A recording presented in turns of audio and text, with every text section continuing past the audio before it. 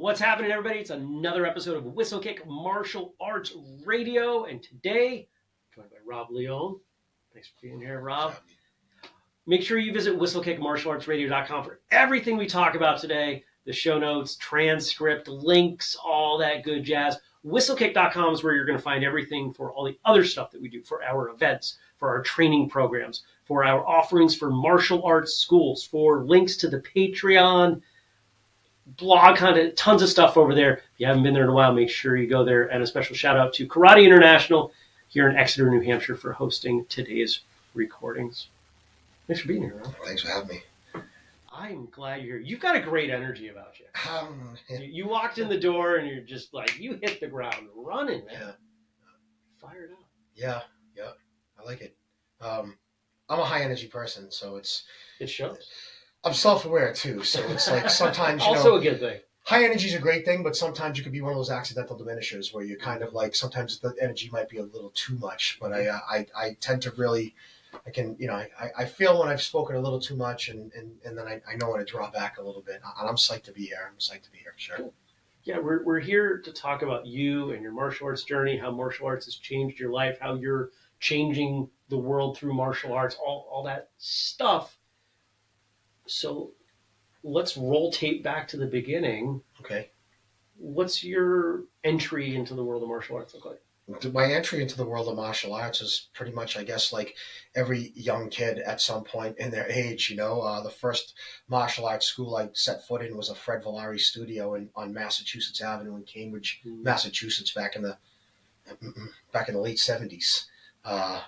And they taught a Kenpo karate there, and they served a lot of the city kids. So I came from a tough, rough and tumble neighborhood with a single mom, and they had a very robust sort of scholarship program there. Where it was like, look, we're here. If your kid continues to show up and follow the curriculum and put the effort in, there'll always be a place here for them. But keep in mind, there's a lot of kids knocking on the door. How old were you? Behind them. 9. Yeah. Was it her idea or yours? It was probably mine. There were some kids in the neighborhood that were, showed up one afternoon with their uniforms on, and I was just like, whoa, karate uniform, like Bruce Lee, what's happening here? And it's like, oh, well, we belong to this karate school down the street. Kids training in the late 70s was not a common thing. I don't think so, No, not at all. No, I started a few years after that, and it was still uncommon. Yeah, it really was. Yeah, for sure. It was just, I think there was a time, when I was a kid growing up, Kung Fu theater was the biggest thing on earth, and whoa, the dust would fly every time there was a kick. And every Saturday morning, you just line up to watch these dubbed, foreign movies, Kung Fu theater. And I was like, Bruce Lee, whoa, so to be able to actually put that gi on and start to learn at the very beginning was just it was kind of, I felt like it was every kid's dream at that point, wanted to wear that uniform, wanted to have that first colored belt around their waist. For sure. Yeah. Did it keep you out of trouble? Yeah, I mean, to be honest with you, that was one of the things that was really important on the floor, was the idea that, is what we're building here is strong social constructions. What we're helping you do is navigate the real world in real time. And so ideally, the curriculum was obviously at the front of everything, but it was really the lessons that you learned during the chats on the mat about things, everything from stranger danger to respecting your elders and being able to identify the people in your neighborhood, and also teaching you how to use your mind and your words and your feet to walk away, and basically giving you all the tools to navigate all the headwinds as a kid. But at the same time, if God forbid you were ever in a situation where you had to stand and deliver, you'd have those tools too. How long did you stay at that school? Not very long, less than a few years. Really? Yeah, the city's one of those places where one day you're just enamored by karate, and the next day you want to be on the basketball court, and the next day you want to ride your BMX to the other side of the city and back before lunchtime, and that's a very 80s thing to say. That was more like if it's 80s for me, it was 80, 81, 82. Yeah. So yeah, it was kind of, and then of course then there was that reconnection. I reconnected with martial arts later as a teenager at a place called Tony Cogliandro's, and okay. and then what prompted that? other friends doing it Okay. and being like, hey man, you used to do karate when you were a little kid, now you're a teenager, you should come do some real karate, and it's like, what does that mean? Well, come and find out. And it's sort of like similar curriculum, but the introduction of sparring and that sort of thing. So it's usually friends and family members that are usually the ones that always kind of bring you back to the center of focus. So and then I was off to the Army. Can I ask why? Well, again, that's a big decision. Can I tell you? Again, I grew up in a single parent household, and my mom did her hardest to she had 4 kids in the family. As you can imagine, growing up in the city, it's rough and tumble. And she's doing her very best, punching the clock as a single mom, trying to put food on the table and teach you right from wrong. And even though when you're in the confinement of the 4 walls of that household, the minute you walk outside the door, it's a whole new world. It's a different world, and that sort of, those headwinds follow you everywhere you go, make it difficult for you. And then my first mentor was a man named Joe Sullivan. He was the vice principal of the high school, and he had a nickname, the Warden, and we called him that because he was the former warden of Walpole Prison, and on top of that, he was a colonel in the United States Army Reserves. So one day I was outside, and I was probably 17 years old, and he said, "Hey, Rob, come on over, I want to talk to you." And he says, "Hop in the car, let's go for a ride uptown." And I says, "Okay." And while we were driving uptown, he says to me, "Rob, I've done my best that I can with you, but you're not going to college. And I don't want to see you standing in front of the 7-Eleven, with a cigarette in your mouth and nowhere to go. So I'm going to take you to a place, and we're going to get you working on your future." And by the time this conversation ended, we were sitting in front of the recruitment station. Really? And yeah. And I embraced it with open arms. I was like, "Hey, I saw Rambo. This is the coolest. I'm gonna be a military guy like Mr. Sullivan. He's a colonel. I'm gonna be a colonel, And it was funny. I went home and I'm like, "Hey, Ma, you gotta sign these papers." And she's like, "What? I'm not signing those papers." And I'm like, "Well, yeah, you are." And she did. And then I was off to boot camp at Fort Benning, Georgia. That was it, man. That was it. So were you willing to do this because you were willing to do anything, or because you had put that much stock in this, Mr. Sullivan? I had no willingness to do anything, to be quite honest with you. I had no idea how to navigate the real world. Okay. I had no idea what a mentor was and wasn't. I had no idea what it was like to go out and fill out job applications. I had no idea what it was like to have a checking book or check account. I was completely unprepared for the real world. I didn't come from a nuclear household, and I didn't have, some of the things in place, where you have these privileges in a way, and where, it helps you navigate those obstacles. I never had those. So for me, it seemed like perfect. Like somebody held me by the hand and took me somewhere and said, "This is going to change your life for the better. Trust me." And I was like, "Okay, this is what I'm going to do." What was it like? It was everything, I thought it would be. It was, you get there, you get the shock treatment, your head shaved, you've got your gear, you're learning drill and ceremony, and you're running, and, and you're learning how to read maps and navigate courses, and that's just boot camp, and you've got friends sending you letters, and you're reading them, and you're feeling like, wow, I do have friends, I do have family, and I'm not alone, and I can't wait to go home and share this experience with everybody. And I can't wait for boot camp to be over. I can't wait to get to my next job training and find my way to a duty station and continue like on this. It was great. It really was. Nice. Yeah. How long were you in? 6 years. 6. Yeah. And then? Then I came home, and 4 of those years were Army Reserves. And I went to Bunker Hill Community College, not very long, and I went to work for a gentleman named Nick Scatoro. He was really my first serious mentor. He had a specialty shop in Wakefield, Mass. It was called the Ski and Sport Shack, and he taught me everything about ski equipment, how to prepare skis and do binding checks and mount bindings and tar prep Nordic skis, and how to engage with people and sell products and do quick math in my head and everything there was to know about specialty retail, man. This guy he was always there for me all the time. He was like, Rob, we're going to do this, we're going to do that, this is what we're going to do. And I loved it. It was great. It was like, I loved it. It was awesome. So So we're kind of seeing an arc through here. You're appreciating structure. Yeah. Maybe even more so than a lot of young people would, possibly because of I don't want to say a lack of structure, but single parent household, 4 children, that structure is going to be at least a little diluted. Yeah, for sure. There's only so much attention one parent can give to 4 kids.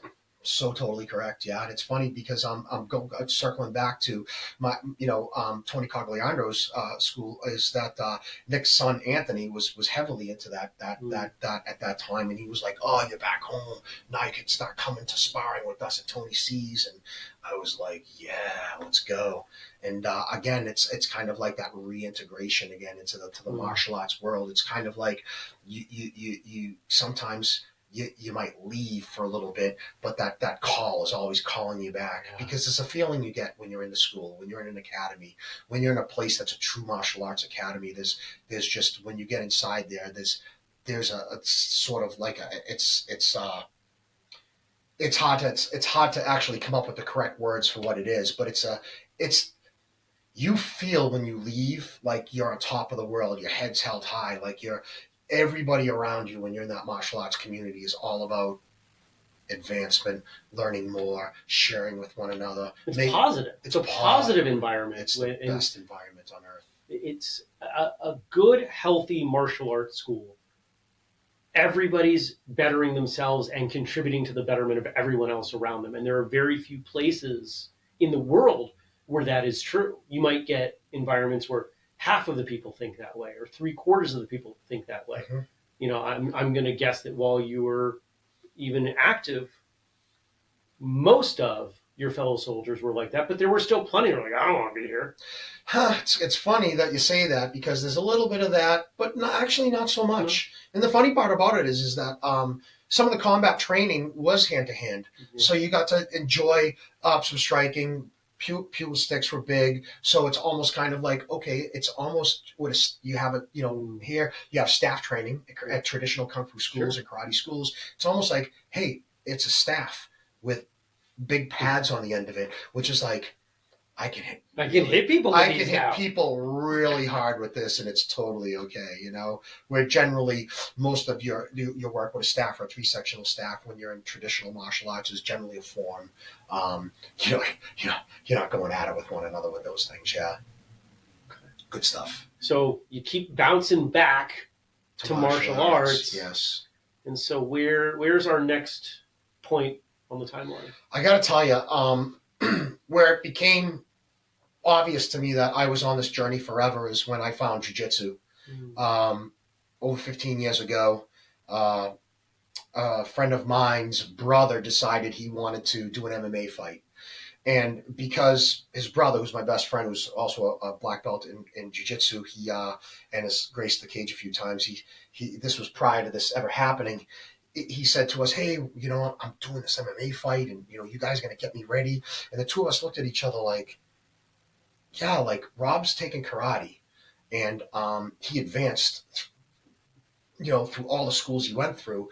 But are you sure you want to do this? Like, most of these guys are collegiate wrestlers. Most of these guys are high-ranking jiu-jitsu practitioners. Most of these guys have a striking acumen. Mm-hmm. Like, you're just a rough and tumble kid who's throwing a few kicks and punches. And what are you doing here? But we acquiesced and said, "Sure, man, we'll join your cause." And then Rich, my best friend, he looked at me and he said, "We got to start doing some jiu-jitsu, man." And we signed up for jiu-jitsu, and then we never stopped. Nice. Never stopped. Nice. As an aside, I showed up at a fight to support a friend once, found out I was cornering. So yeah, I get it. It's like, I was like, okay, give me a bucket, give me some ice. I have a towel. I'll walk you out there, man. I'll get you breathing. But it's he won, but they both had concussions. Yeah, so, those walks they're incredible walks. Yeah, for sure. Absolutely, yeah. They're incredible walks. Yeah. And what did you think of getting him ready? What was that experience like? Well, it was an interesting experience. So Rich reached out to a friend who was a professional MMA fighter who's fighting locally and had quite a few fights up until this time. And he laughed. He says, I know you and Rob are really tough. you know.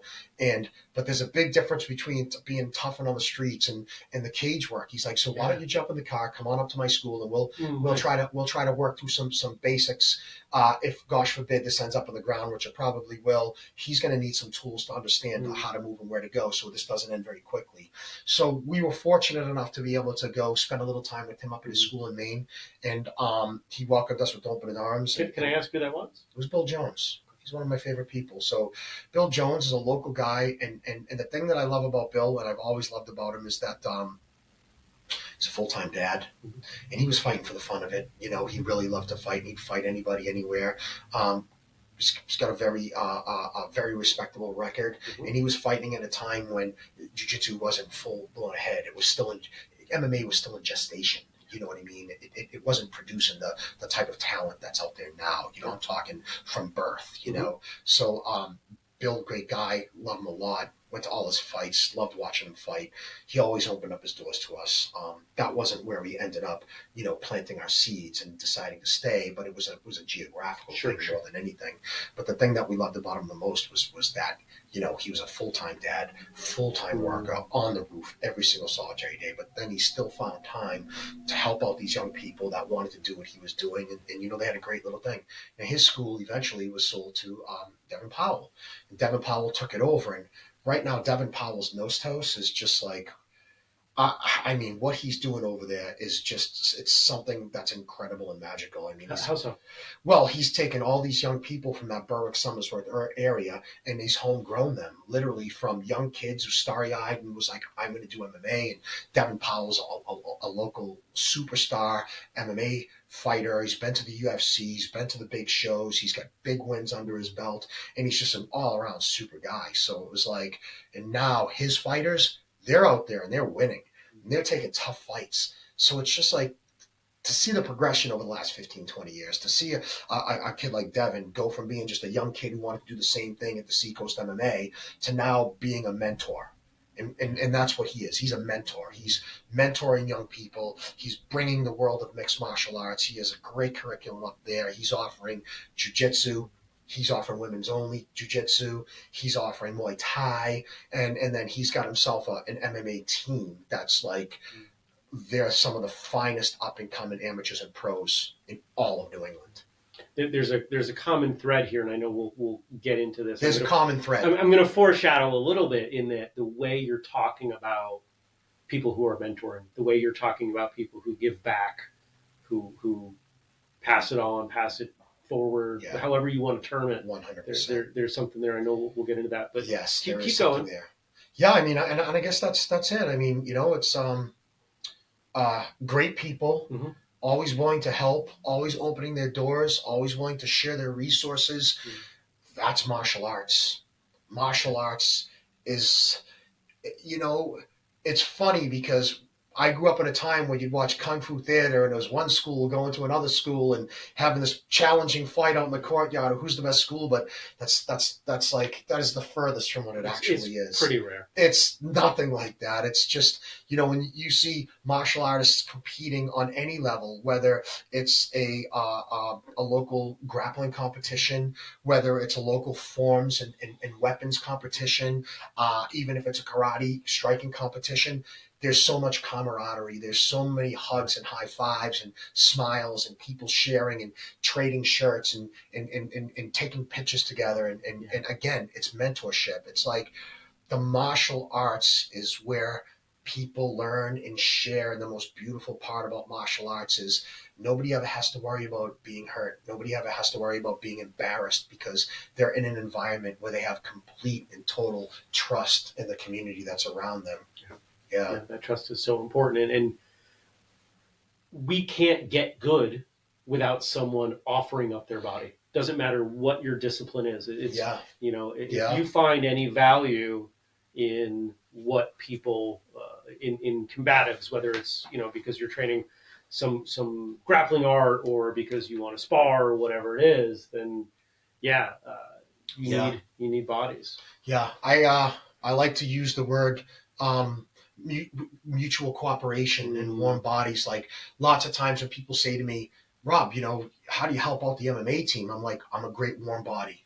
You know what I mean? You need somebody that's going to be mutually cooperative. You need somebody that's going to give you the energy that you need. But you also need somebody that understands you're not the star. You're not the person that's getting ready. You're just a small cog in a much bigger mechanism. And again, that's martial arts. It's like all of us understand we have a role to play and we embrace that role. And our goal is to share in the fullest and most meaningful way we can share. Yeah. I mean, that's martial arts, man. Yeah. You made a comment, I don't remember the exact words, about finding Brazilian Jiu-Jitsu being such a transitional and an important thing in your martial arts journey. Can you speak to that? Yeah. If there's one thing that I noticed when I came into the world of Brazilian Jiu-Jitsu, there was a culture involved in it. And I think that it's different from sort of traditional martial arts where, you know, the culture is part of that what's the word that I'm looking for?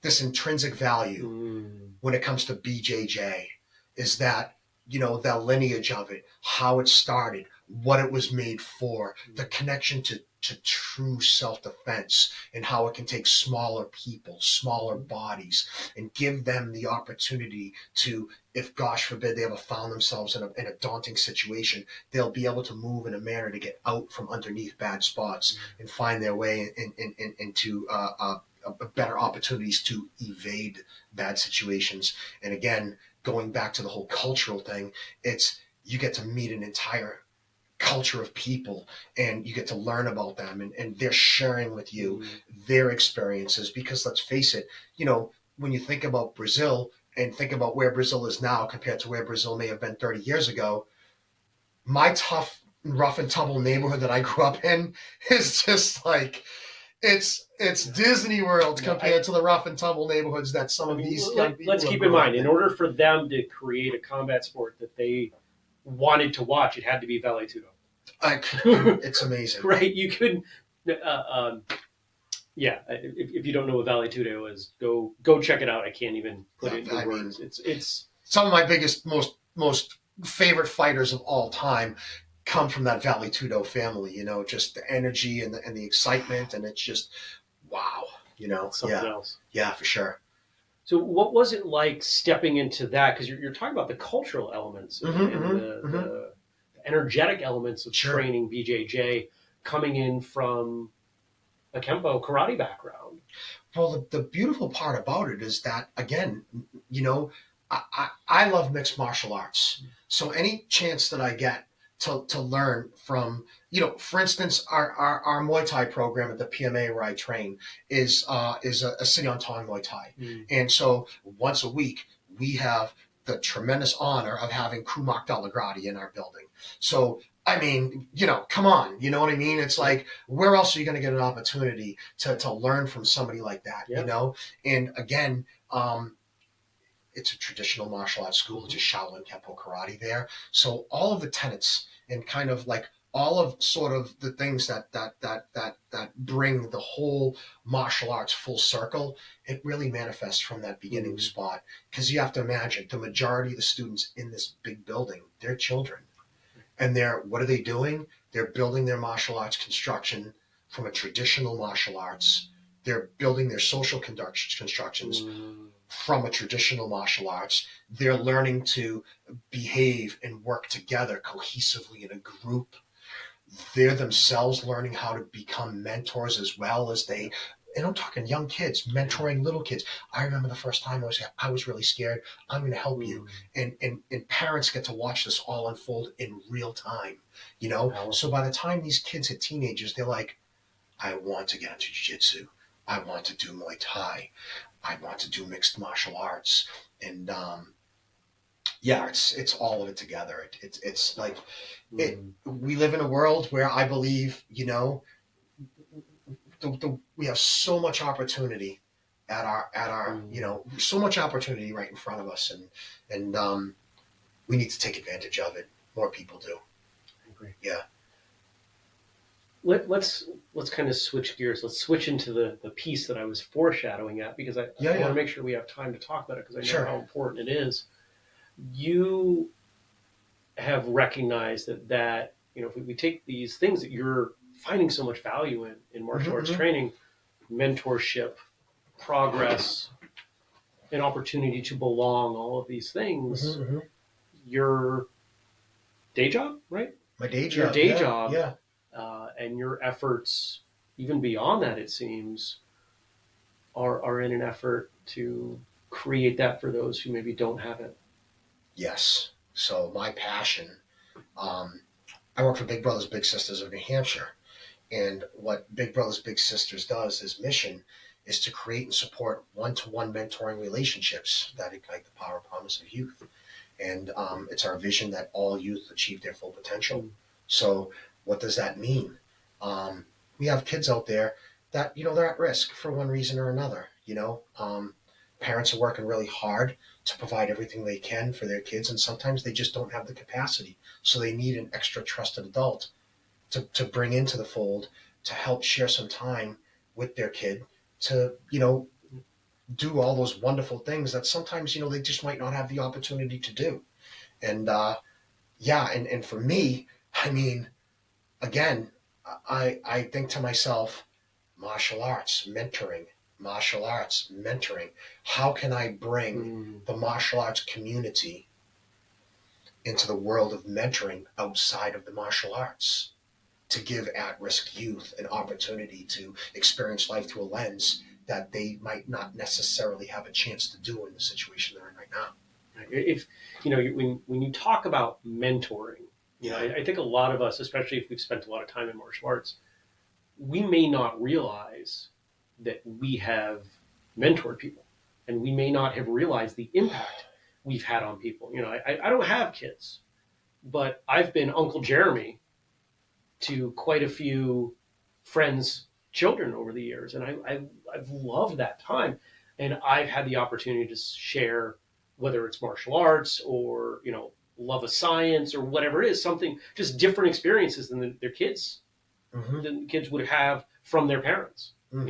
Mm-hmm. and it seems like such a no-brainer because when we get used to standing in the front of the room or being a long-standing partner, understanding what it's like to work one with someone in the context of training, Mm-hmm. that develops a skill set that Mm-hmm. that Mm-hmm. for most of us kind of doesn't necessarily end when we walk out the door, but maybe goes underutilized. I don't think it ever ends when you walk out the door. I think that there's a direct connection between what we do at Big Brothers Big Sisters and what martial arts have been doing for quite a long time. I think that it's kind of a something that I hope to bring martial arts and mentoring to Big Brothers Big Sisters. My hopes is twofold. One, we always need bigs and mentors in our program, because there's never a shortage of at-risk youth. There's never a shortage of. What does it mean to be a big? Oh man, Is it? Can I tell you something? It's not babysitting, but I think that some people, if they aren't familiar with that program, might go there first. You do not need a cape, and you do not need to be a superhero. All you need to do is show up, and you'd be amazed at the stars in the eyes of a young kid when people just show up. And we have so many wonderful opportunities for bigs to engage with their littles in the community. And what do I mean by that? We have a match support. And those folks are there specifically to make sure, oh, Jeremy, you're going out with your little. I don't know what to do. That's okay. Did you know that you could go to the Sea Science Museum and just show your big card and they'll let you in? It's a great learning experience. Did you know that you could go to the JB's Bagels down by the ocean? You guys can have an acai bowl and go watch the surfers surf. Did you know that you guys could go to the escape room and how amazing is that? Work on problem solving and work on reading clues and getting out of an escape room. So you have support that's always there to kind of help you build that relationship, kind of take that pressure off. But at the end of the day, just showing up and showing a kid some attention, throwing some bread at the ducks or something, you know what I mean? Like playing some checkers in the park. Can I tell you, it's the best. It's like, it's so wonderful. And the kids, they love it. And the parents and the caregivers, the aunties, the uncles, whoever it is at home that reached out to us and said, hey, we'd like to have a big for our child. they love it too. Mm. You know what I mean? Because they can see it. And it unfolds in real time. And the kids that we serve, all of them show in real time. They get along better with their peers. They're doing better in school. They're getting their homework done. They're just better with their focus, better with their concentration, better behavior around the household. You know, all of those little things that we take for granted that we don't realize they're, you know, sometimes it takes that extra trusted adult, that positive influence in your life to really kind of frame out a new vision, to frame out a new, you know, a new ability to recognize that, hey, life is really good. I'm having lots of fun. I went out with Jeremy. We went to a ball game. We went bird watching. I never went bird watching before. Did you know that there's this many birds, and that, you know, it's just, I get choked up. It's hard for me even to talk like this, because for me, it's like, there's so many wonderful opportunities to do community work out there. But I love this because, one, it hits me close to home, because I wish I had a mentor growing up. And you get to see it unfold in real time. Because, you know, you blink your eyes and 11-year-old kids graduate high school or not. You know what I mean? And it happens really fast. Yeah. There aren't a lot of things you can do where showing up consistently is the goal, right? And martial arts is kind of one of them, right? Like, we tell people, show up. Again. How do I get better at martial arts? You show up. You show up. You just got to show up. And mentoring is just about that. It's about showing up, you know? And we have awesome programs. We have our community-based programs where it's what you'd imagine. Jeremy goes, he picks up his little, they go to the park, they go for a walk, they play some checkers, they get a soda pop somewhere. They build this amazing relationship, and our matches last 2.5, 3.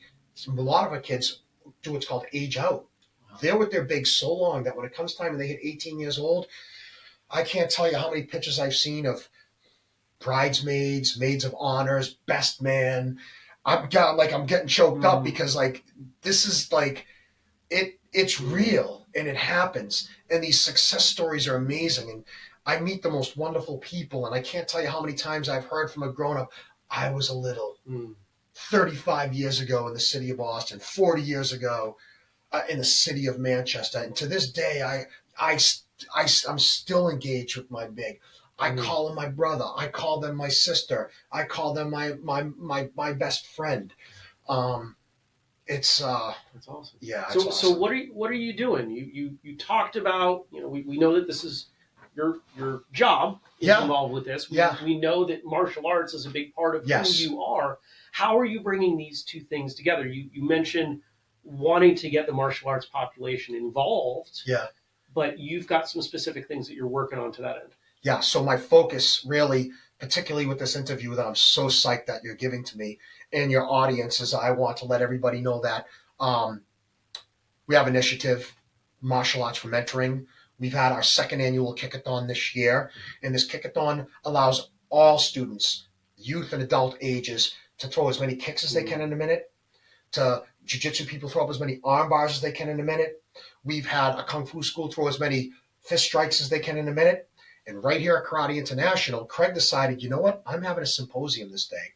And rather than throwing the kicks and punches, what we're going to do is we're going to bring in a whole bunch of martial artists through all different disciplines. We're going to offer it not only to our students, but also to the public as well, for free. And all that we ask for in return, is that rather than paying for the symposium, you make a donation, whatever your capacity is, to Big Brothers Big Sisters of New Hampshire to help out with martial arts for mentoring. And this was our second year. We set a goal for $20,000, and we're literally right knocking on the doorstep. We're almost there, because we're still counting the pledges and dollars as they come in. The site's still up, and we're about to now embark on a recruitment campaign. So the big thing for me is right now is I'm looking to recruit martial artists. Do they have to be in New Hampshire? Well, I'm Big Brothers Big Sisters in New Hampshire, but the truth is no. I know you're in Vermont, and here's something that's interesting. Vermont has joined forces with Big Brothers Big Sisters of New Hampshire, so we're in this collaborative together, which is great, because if there are martial artists in Vermont, right, get at me. What if they're elsewhere? You know, we're honestly, this is a global show, but most of our audience is in the U.S. My goal is this. My goal is that 5 years down the line, artist, our president out for Big Brothers Big Sisters of America gets on the wire with our CEO and says, "What's going on in New Hampshire? I hear you've got this martial arts for mentoring thing. I hear that there are all kinds of people signing up to be mentors. I hear that there are all kinds of schools that want to join the fundraiser once a year for the Kickathon on Barathon. We need to do this in every state in the union. Like there are a ton of martial arts schools in every state in the union. There are a ton of martial artists all across the United States. And if there's one thing that I know about martial artists, and this is one thing I know, martial artists are all about their community. They really are. They're all about giving back. And what better way to give back than to being a big to a youth who might not have the opportunity to get to a school 3 days a week because mom and dad are working really hard. They can barely get all their jobs, let alone get their youngster to a school 3-4 days a week. So, we have in the state, we're serving over 270 active matches right now. That's awesome. Right here on the Seacoast where we are, we have 125 active matches right here on the Seacoast. We have 50 plus on the waiting list. That's don't gloss over that because that's right? What it is. Yeah, that's the important piece. The important piece is our waiting list. We have right in the Seacoast over. What do I say? In the entire state, over 150 on the wait list. 80% of them are boys.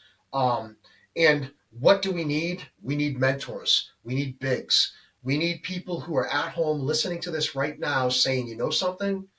I've always wanted to do something in the community. I've always wanted to give back, but I just didn't really know what it was. I've never really come across information that's hit me in a way where I'm like, this is what I want to do. So what I'm hoping for after the end of this interview and at the end is you get off this and say, oh man, I know exactly what I want to do. I want to be a mentor. I want to be a big. I'm going to make the inquiry.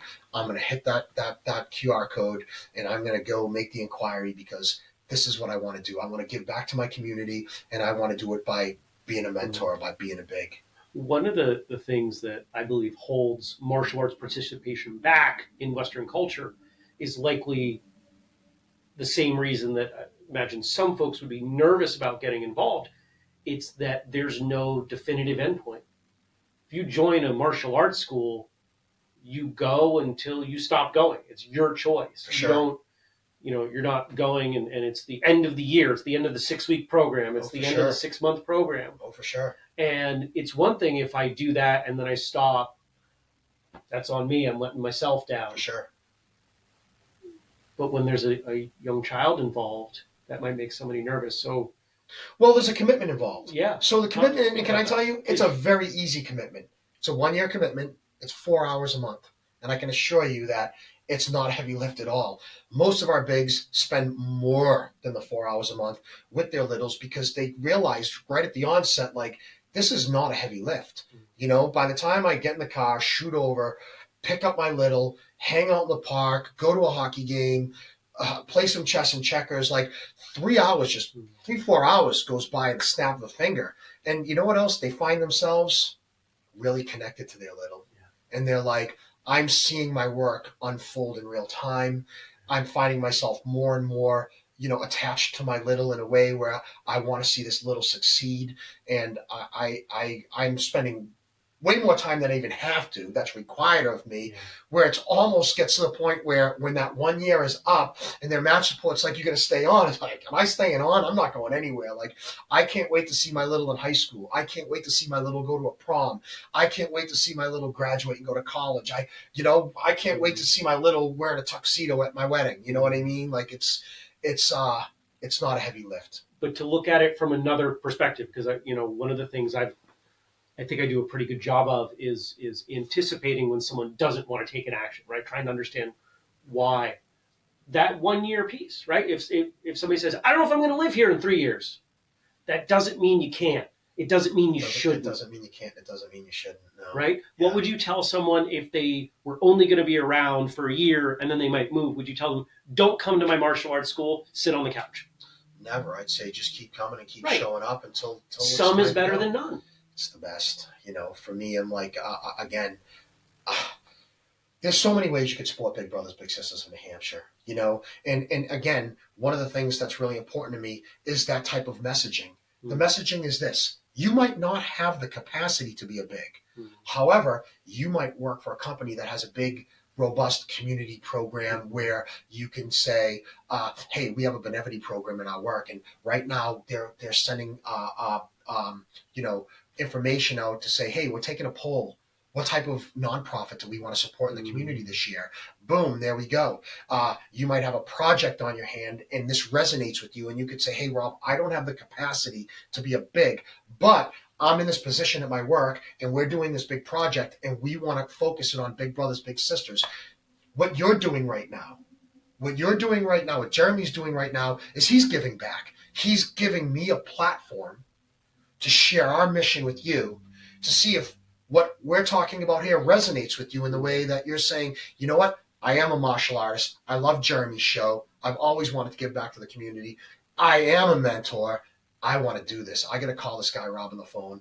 I got to find out a little bit more, and I'm gonna become a big. This is something that I want to do, and that's what we're doing here right now, isn't it? We're sharing our martial arts stories with one another, and I'm making the connection between what we do as martial artists and being mentors and how that lasts a lifetime for all of us. And I want to bring that into the world of Big Brothers Big Sisters in New Hampshire, so that we can get some of our youth off that wait list and get some of our martial artists on the road to mentorship. This has always been the mission of Martial Arts Radio, is to show how martial arts training creates change in the world. Mm-hmm. I think for so many people, especially if they are new to martial arts or if they've never done martial arts, they think the path of a martial artist is I train and then maybe I teach, and that's it. And those are the two states. I'm a student or I'm a teacher, hopefully also still a student. Yeah, you're always a student. But here we are. We just passed episode 900. I don't know exactly what episode this is going to be. Mm-hmm.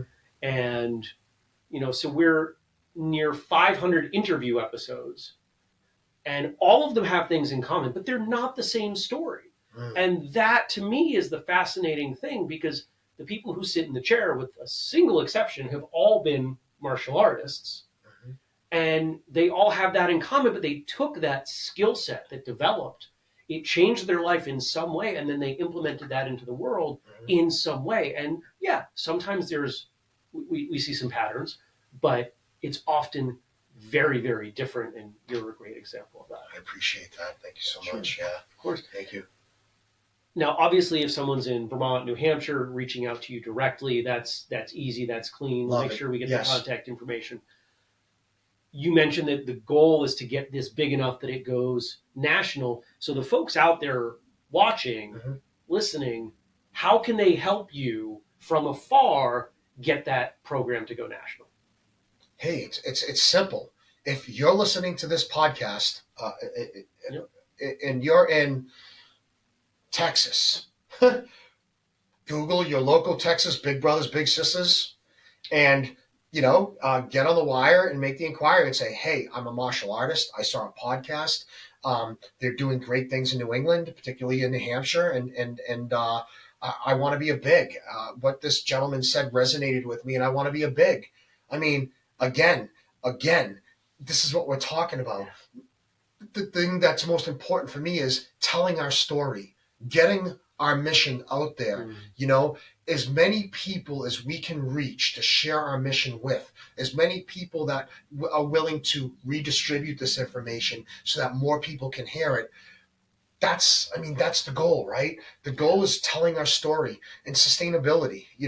I feel personally that there is a well of opportunity with martial artists that will never end. There will always be martial artists. And as long as there's always going to be martial artists, there's the potential to be a lot of bigs too.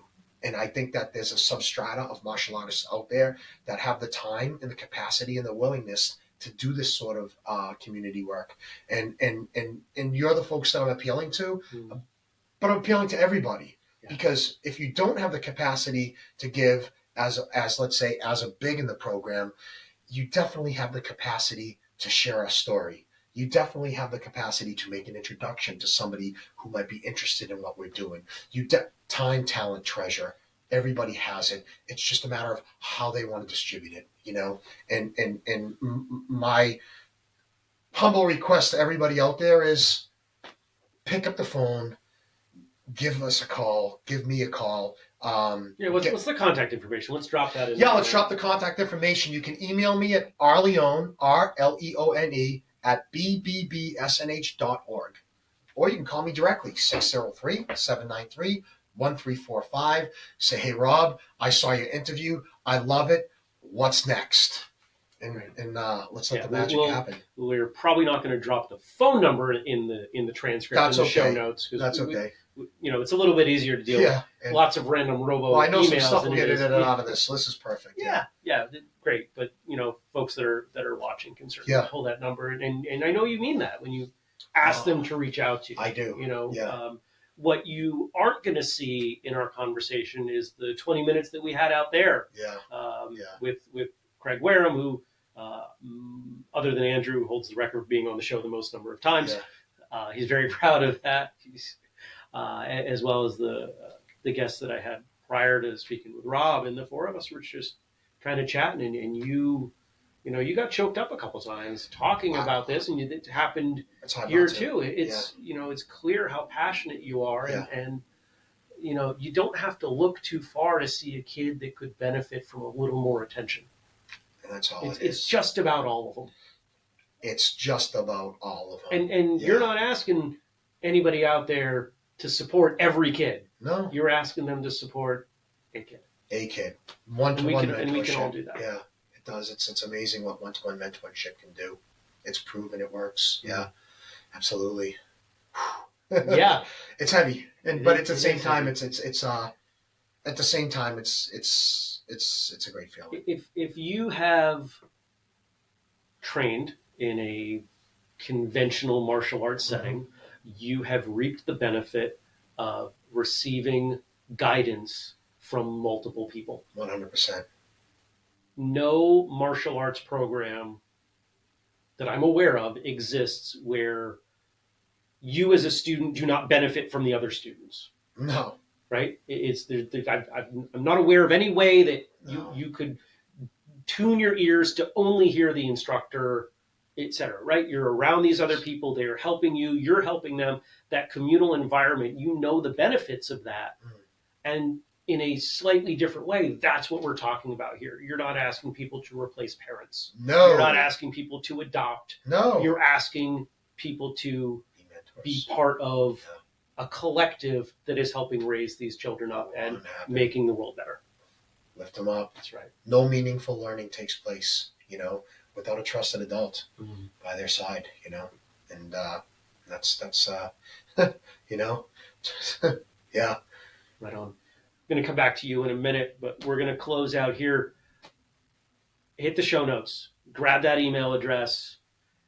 Even if it's not right for you at this time, it might be right for you in the future. And even if it's not right for you, you probably know half a dozen people that a little bit of a poke to say, you were just saying the other day that you're feeling like you kind of miss having kids around because your kids have moved on, or, this is your opportunity. Heck, you can teach them martial arts. So totally correct. Yeah. Right? Like, I want to have my own school, but I don't have the time. Go grab a little and teach them, right? Share something with them. It's not going to take a ton. And the myth, one of the biggest myths of all is, I'm too old. You're not too old. You have tons of it. If you have a ton of energy, you're never too old. Never. If you're breathing, you can still find a way to do that. You need to be ambulatory. So okay. All right. You got to be able to get around, Okay. It's a low bar. Yeah. It's a very low bar. Most people are going to clear that bar. Yeah. Most people. Yeah. And I just, for sure. Okay. Yeah. Make sure you hit up the show notes, as I said, whistlekick.com for all the things that we've got going on. And again, thank you to Karate International for hosting us here today. Rob, I'm going to have you wrap. So what do you want to leave them with? How do you want to close up? I'd like to close up by reminding folks Big Brothers Big Sisters of New Hampshire is right now embarking on our recruitment campaign. We're looking to drive a lot of energy and a lot of inquiries to our website. Our goal is to get all these young kids who are on the waiting list matched with mentors and bigs. So please reach out to the info. That's going to be the info is there. Mm-hmm. And make the inquiry. Reach out, say hello. And also, like Jeremy was saying, super connectors are great too. Mm-hmm. If you don't have the capacity to be a big, you definitely have the capacity to introduce us to somebody.